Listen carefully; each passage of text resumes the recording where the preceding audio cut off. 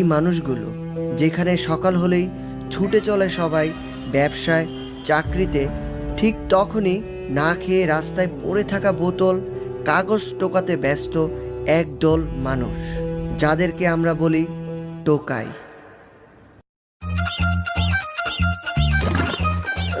বুঝলাম না, কোনো বৃষ্টি হয় নাই, এনের বোতলগুলো এরকম ভিজাকে?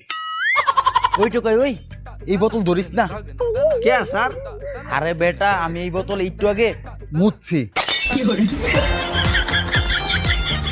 ওই টোকাই, ওই টোকাই কেন হনস্তা? কিতা স্যার? তুই এত কাগজ দিয়া কি করবি? স্যার পড়ালেখা করবাম। হ্যাঁ মানে? এই কাগজ দিয়ে আগে বই বানাইবাম, বাদে পড়বাম।